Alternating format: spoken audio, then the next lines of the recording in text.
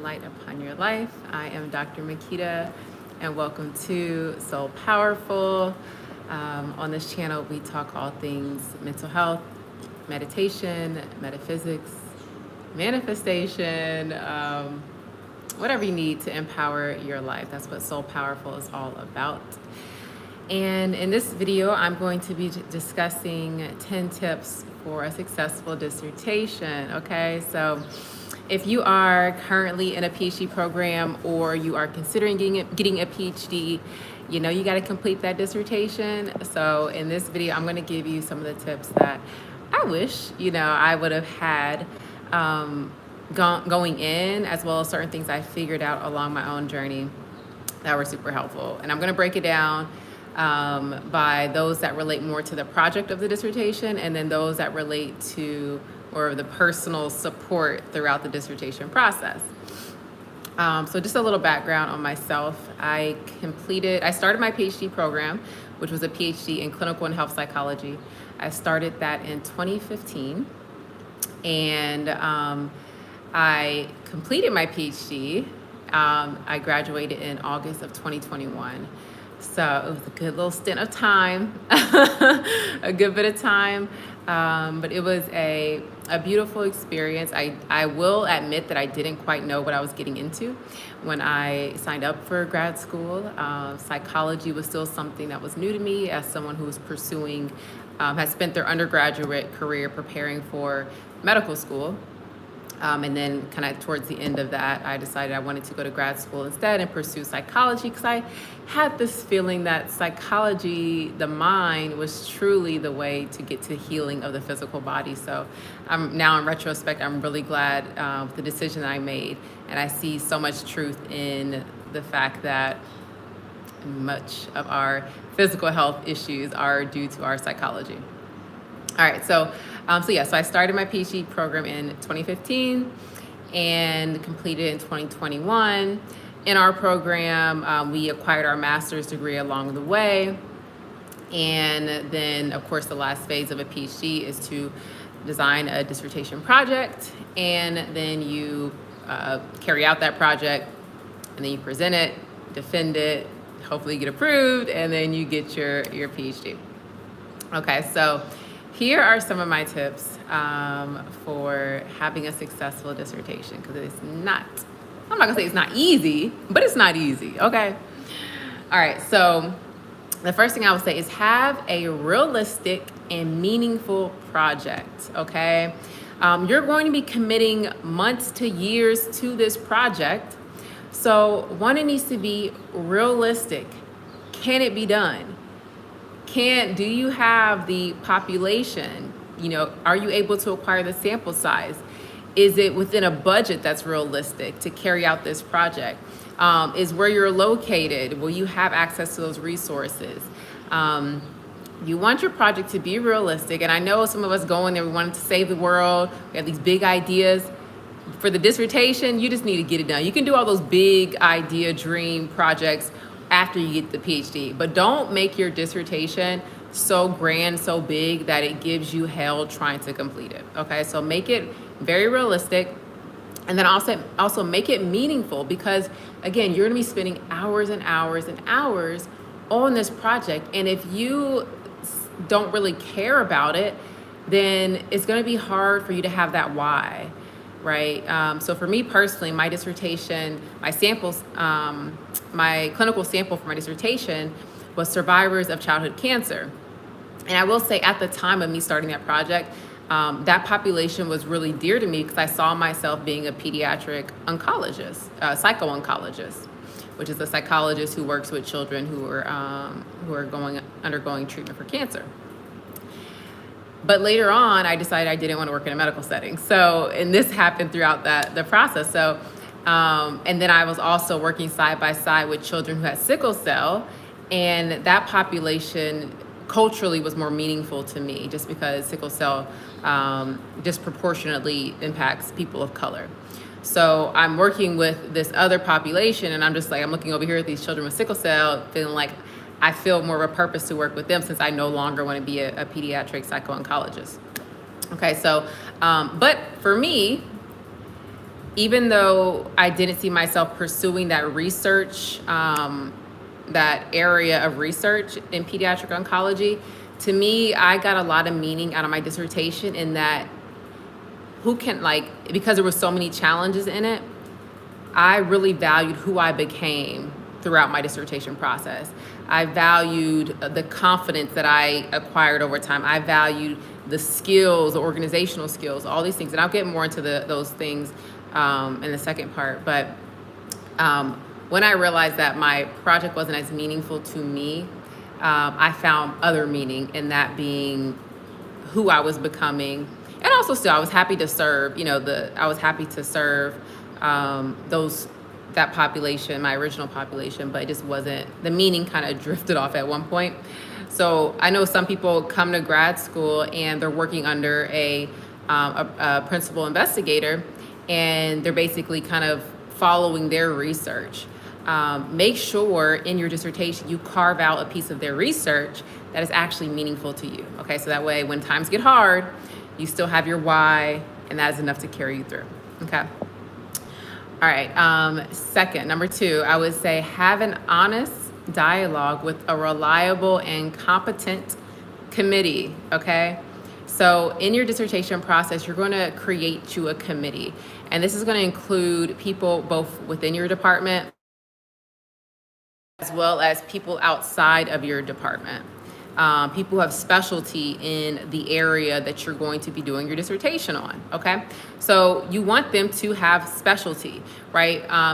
Because of my dissertation committee, I was looking at the potential effect of obesity in cognitive recovery of childhood cancer survivors. So I had my supervisor who studies pediatric neuropsychology, right?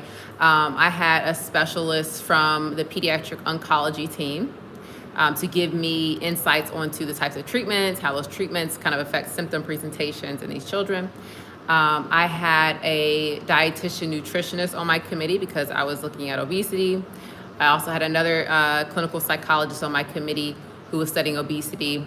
And then I had another clinical psychologist on my committee who was studying obesity on the brain.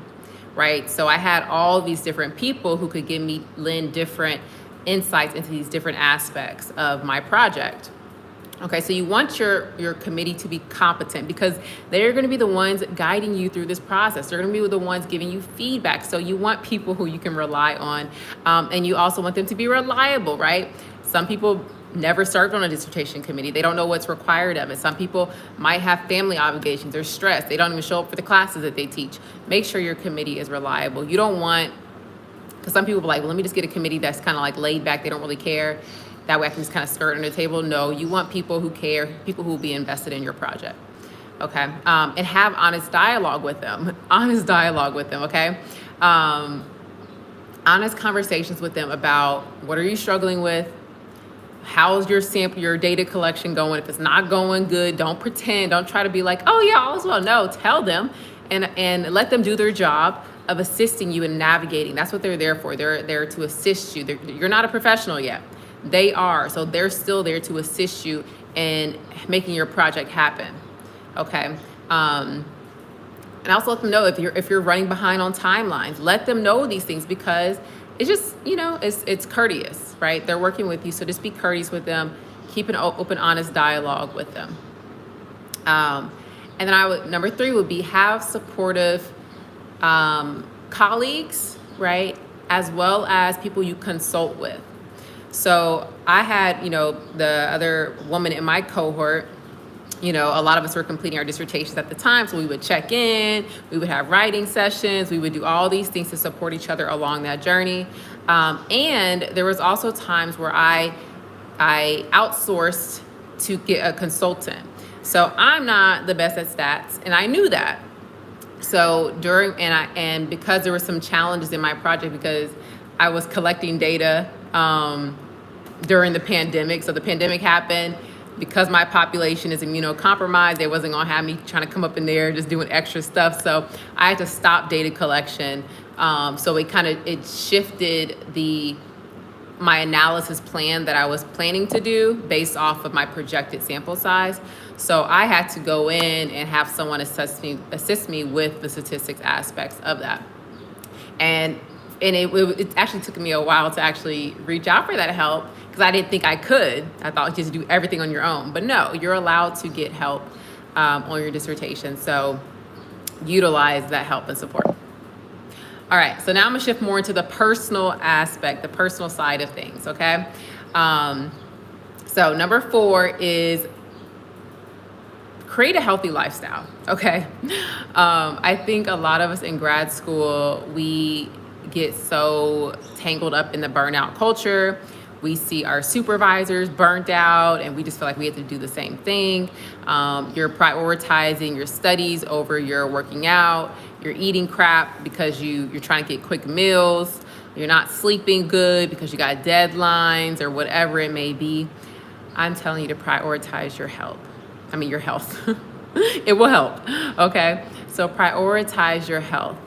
For me, it was consistently working out. Fortunately, I had a dog, so I didn't have a choice. I had to take him out, take him on walks, which was beautiful because I was down in Florida and I can go walk by the pasture of the cows, and just getting out in nature on a daily basis was super helpful for me. I was also eating very clean. I was plant-based, still am, doing some detoxes here and there, meditating on a regular. So these were all things I was doing throughout my dissertation process that assisted me so much. Some of my colleagues would be like, "You're so chill, you're not stressed." And I'm just like, no, because I live a very healthy lifestyle.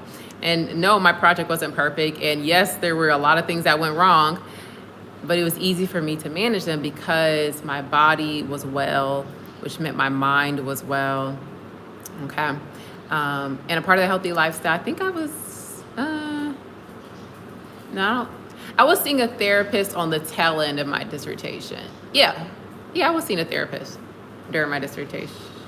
No, I started seeing a therapist once I was still completing my dissertation, like the writing process, while I was on internship. So once I moved to California to do my internship, I got a therapist because I had insurance. And I was working with her with some of the stress I was having and other things too. But that also helped, was to have a therapist. Okay, so healthy lifestyle. Okay, let's see, 1, 2, 3, 4, 5. Number 5, accountability partners. Okay, I kind of mentioned this before, and having supportive colleagues, but have accountability partners. Let people know your deadlines. And even if they're not holding you accountable to the actual project aspect, have them hold you accountable to your healthy lifestyle practices that will support you getting this project done, okay? Because it gets hard. I know there were some days where because once I started internship, in my department, they always advise, like, get your dissertation done before you go on internship. And I see why, okay? It's doable, but I see why, because you're working full time on internship. So, I would work from, what were my hours? Was it 11 a.m. to 8 p.m.? 11 a.m. to 8 p.m. Right? So for me, that means my time, I wasn't going to do any work after 8 hours of working with these teenagers in a substance abuse treatment program. No, I was not. I was ready for bed every time I got off shift. So I know that I had to live my life before I went to work. So that meant I need to make time for working out, need to make time for my meals. I was doing some social media, like leading meditations on social media on a regular, and a few other things. So I had to make time for those things. So dissertation, sometimes it meant waking up at 4 a.m. Get it done, right? I had a lot of very early mornings, right? Because that would be my quiet time, 4 a.m. Get it done. After that, go to the gym, right? So having accountability partners helps a lot. Having them check in on you, sending them your deadlines. I had an outline deadlines for sent to my supervisor, to my colleagues. I had family members checking on me, like, did you do this yet? So definitely set up accountability partners.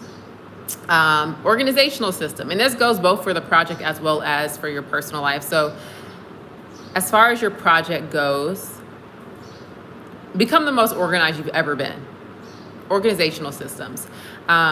One, organizing how you were carrying the different aspects of the project. So from the beginning, right, you have to do your dissertation proposal, right? You have to organize all of the literature that you're going to be surveying in order to even identify what your project is, to do your literature review. I use Mendeley as my organizational system to keep all of my research papers in. There are other ones out there, Mendeley.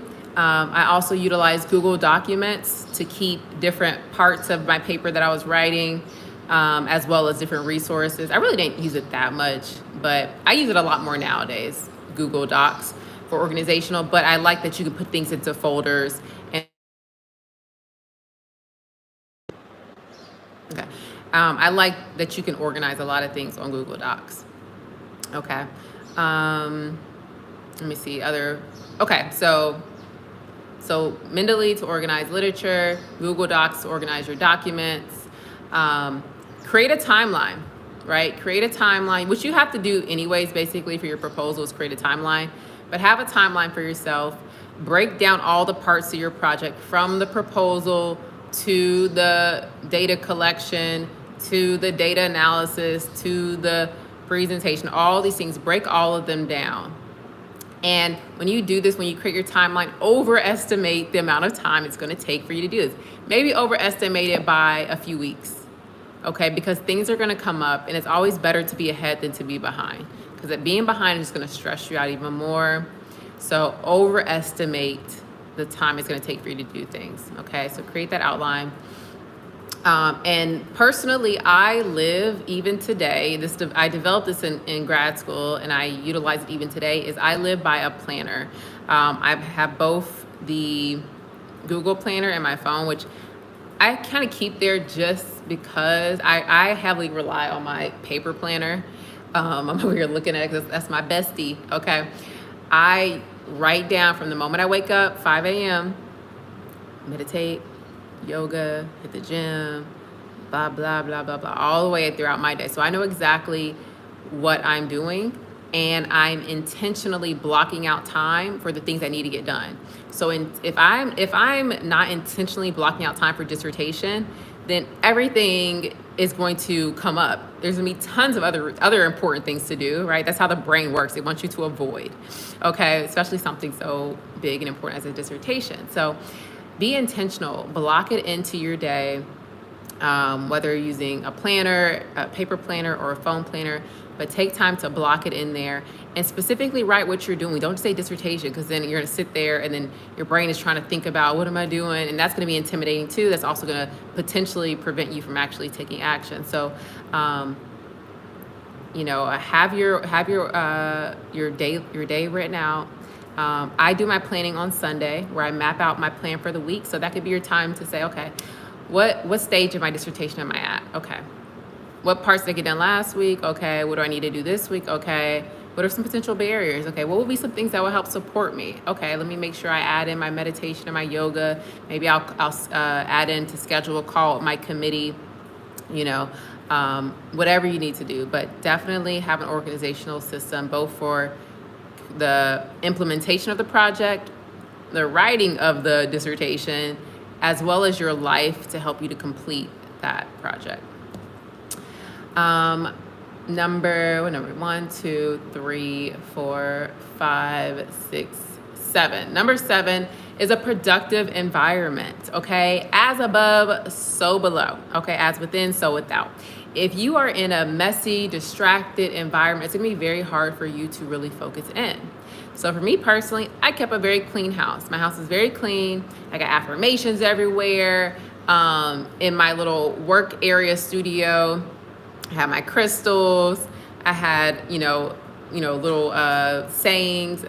At one point, which I'll say when we get to the perfectionism part, just put things around you that support you in what you're doing. Sometimes for me, okay, I knew that if I was working at home, I was gonna be eating, I was gonna be cleaning, I was gonna be doing all these things, okay? So those days I'll be like, okay, we're gonna go to Starbucks and we're gonna work. We're gonna lock in And for me personally, sometimes knowing that people could be watching me, even though people probably are not, but just that observer effect makes me like, let me zone in. Everyone else is working, let me work. So that works for me. If going to a park and writing there works for you, whatever is the best productive environment for yourself, but really create an environment that allows you to focus. Whether you gotta put your headphones on and zone out, whether you be around people or in isolation, whatever your work environment is, create a productive work environment for yourself, okay? And it needs to be clean, okay? I know some people, no. A clean environment is always gonna produce a better mental performance, okay? 8, relieve yourself of perfectionism, okay? So this was one thing in the writing process, even the proposal, I guess all parts, right? Because we want to do the best, right? But particularly for me during the dissertation writing process, after I completed the project, had all my data, I know one thing that kept stopping me and was like such a writer's block was I kept like, oh, this isn't right, this doesn't sound right, blah, blah, blah. And at one point I had to tell myself, just do it wrong. Just do it wrong. Because you trying to do it right is not allowing you to progress. So I literally took a piece of paper and I wrote, do it and do it wrong, stuck it on my mirror. And I was like, oh, let me just type away, bloop, bloop, bloop, bloop, bloop, you know, whatever. And that helped me. That helped me to get over that hump of procrastination because I was afraid of being wrong about it. So get rid of the procrastination, draft it out, especially when it comes to like your writing your background, writing the background, because you kind of want to tell a story, you know, when you're writing your background and your introduction. So one of the things that my committee really complimented me on was my ability to take these, you know, scientific abstract ideas and really boil it down into layman's terms as if I was like talking to, you know, a family member. And that's, I mean, I guess it can depend on the committee, but I think that's better for us to not be so technical, because that just shows that we're just regurgitating these terms, but to really make it into conversational language to where you're able to tell this story. So relieve yourself of the perfectionism, just get it done. Get it done. They say a done dissertation is the best dissertation, okay? Just get it done, get the project done, get the writing done. Let your committee, right? Because your committee or your chair, your chair is there to assist you. They're gonna review your dissertation anyways before you even present it to the committee. So let them give you the feedback, okay? But don't let that fear of doing it wrong stop you from getting started, okay? This also includes positive self-talk. So hype yourself up. Like I would dance before I would begin my writing in the morning. So I'd be dancing, hyping myself up, talking to myself in the mirror, like go, go, go. Okay. Number 9, I would say add in rewards. Okay. Reward yourself. This is hard work. This is, you know, a lot of people don't get a PhD because it is hard. It is very challenging. It's going to build you up or it can tear you down. Okay. So reward yourself in the process. Reward yourself. We respond to reward. We're very pleasure-seeking people.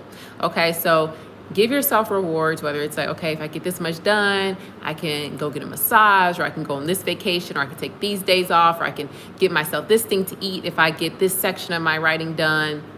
Whatever it is, figure out what your rewards are and reward yourself, okay? One thing that helped me was like I liked having, when I did my outline, I would put a sticker when I would complete a space. So even just having a sticker, giving myself a sticker was rewarding. Okay. And lastly, there are many more, but this is just 10. I'm going to do more videos about dissertation support and how I was able to successfully do that in the midst of a pandemic, in the midst of grieving the loss of loved ones, in the midst of America being America. Okay. I was able to successfully complete my dissertation, and I was very proud of myself and who I became in the process. So I'll be putting out more content. But for this video, the very last thing I'm going to say is number 10, manifestation techniques. I told y'all we're going to talk about manifestation on this channel. Okay, yes, manifestation techniques helped me, okay? Whether you believe in them or not, I truly believe in manifestation because I believe that you think it, you believe it, you will see it, okay? So the techniques that I personally used was, one, once I set my my dissertation defense date, which was May 17th, I was telling everybody everywhere, like, oh yeah, I successfully defended my dissertation on May 17th. I would write it places, like I just kept saying it. It was funny because I even had there was this song that was like one of my hype songs in the morning, and I can't remember what it's called, but it's a very conscious song, and they were talking about they graduated on May 17th. So it was like so perfect for me, but I kept saying May 17th, I would be writing in my journals, I would say it out loud, I would tell people, like it was everywhere. May 17th in my calendar, I wrote, I successfully defended my dissertation on May 17th. So say that, be that, believe it, okay? Other techniques I used was, I would just think positively. When things were going, like when the pandemic first happened, I spoke very positively. I was like, I will have all that I need. All the resources will come to me. Everything is working out for my common good. That was probably the height of my manifestation was when the pandemic first happened, because I was so tapped in. I was meditating consistently. My mind was in such a positive state. And that really helped me, because I saw a lot of my colleagues and they were stressing, they were struggling, and I was stressed too, but I was able to respect the process in my stress.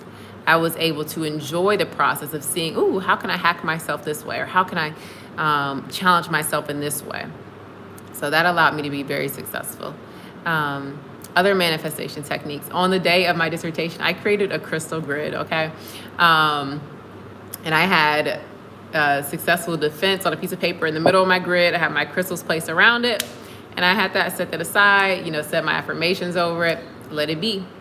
On the day of my dissertation, I gotta find a picture. I knew I took a picture of it, but where I was, the room I was defending, around the computer, I had basically I set up an altar. Like I had pictures of my cousin who was killed throughout that process of me working on my dissertation. I had pictures of my family. I had crystals. I had affirmations like taped up around the computer because I did mine on Zoom. So I really brought in a lot of that positive energy. I also was eating very clean during that time as well. And even despite the challenges, I did it. And I feel like a lot of it had to do with spirit and manifesting, because I really feel like things worked out in my favor. I feel like I was given a lot of favor. Even in some of the feedback I got from my committee, there were some things that they wanted me to change within my project. And I made those changes, and they were satisfied with them. But at the time, it was like, and even then, the project didn't have to be perfect, because after my defense, they still had me make some changes, but I still got my defense, right? So there were still some things that needed to be modified with my project, but I still was passed, because they said that you completed, right? You saw a problem, you based off of the existing literature, you were able to kind of create a system of inquiry to identify a potential solution, and then you tested that potential solution and you evaluated the results, right? Now, again, I wasn't able to get the data, the sample size I wanted, things weren't really perfect, but I did the dissertation process, which is what they were really looking for. So yeah, manifestation, it helps. So I think that's it for now. Like I said, I'm going to be putting out a lot more content about how to thrive through grad school, how to thrive through your dissertation, because it is way more, getting that degree is way more than the research aspect. You have to become a different person. You have to become a better version of yourself to be successful. So I'm going to leave it at that. I hope this video was helpful to you. If you are planning to start grad school, if you're currently in grad school or even undergrad and you need some assistance with supporting your mental health so that way you can thrive in your academic pursuits, feel free to visit drmakita.com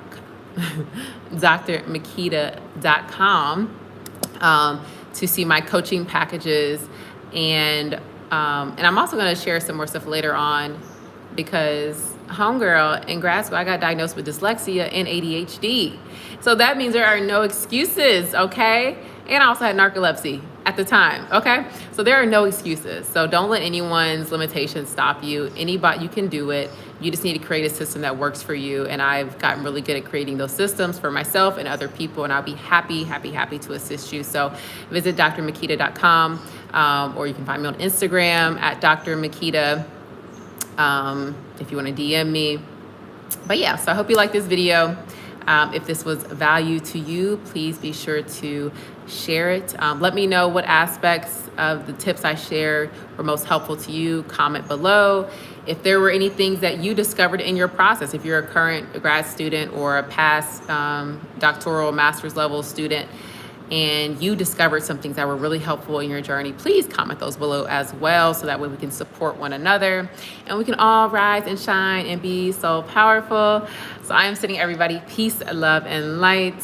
Be sure to turn on the push notifications so that way you know the next time I go live or when I post videos and meditations, all of that good stuff. All right, peace.